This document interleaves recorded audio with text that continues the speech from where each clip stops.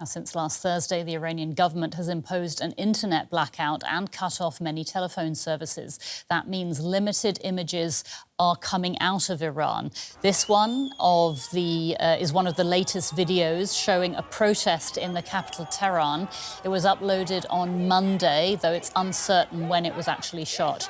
Analysts say the regime has also been attempting to jam Starlink, one of the technologies Iranians have been using to sidestep the restrictions on communication.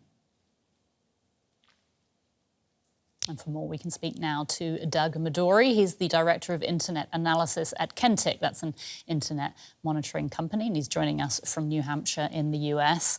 Welcome, Doug. Can you give us an idea, first of all, about the situation on the ground in Iran? Does the internet blackout mean that people are completely cut off?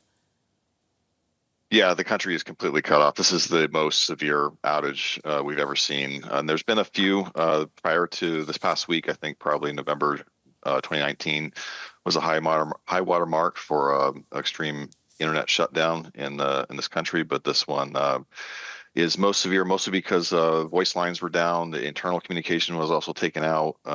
So I think we can interpret this as the regime is very concerned about the protests. Now, the limited information that has come out of Iran during the first days of the shutdown was transmitted via Starlink. I believe that is now also jammed. Can you tell us more about that and how people had been accessing it?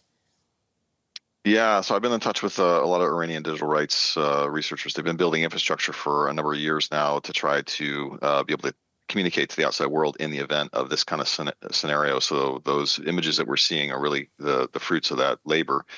But Starlink's a key piece of that capability. It's really the only way, or any other satellite connection, but really it's just Starlink is the only way to get out a connection. And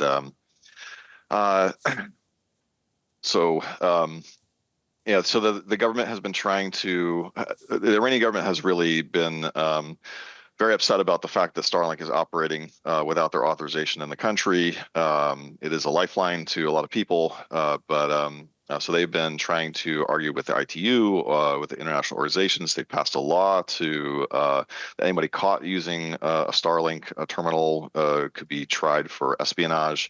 And then most recently, they've been starting to try to jam the signal. I think it's a little early to understand exactly how they're implementing this, for those of us on the outside.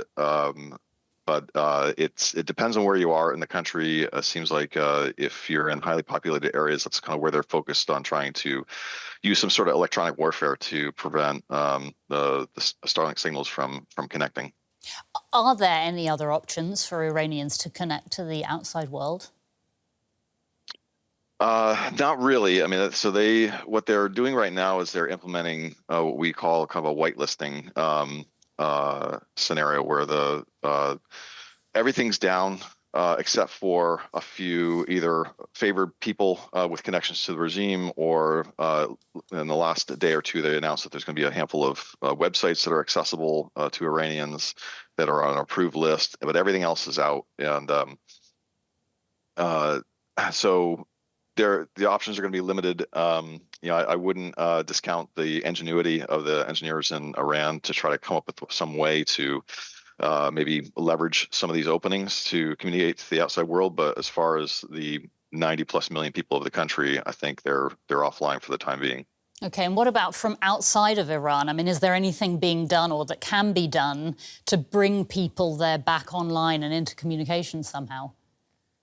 Yeah, there's been discussion of trying to smuggle in more satellite terminals. I think that could be very difficult right now. And at this point, I think we're relying on all the work that's been done up until now to try to create channels for communication.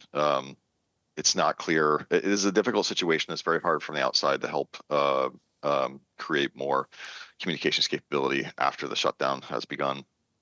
All right, we'll leave it there. But thanks so much for your analysis. That's Doug Madory from the internet monitoring company Kentik. Thank you.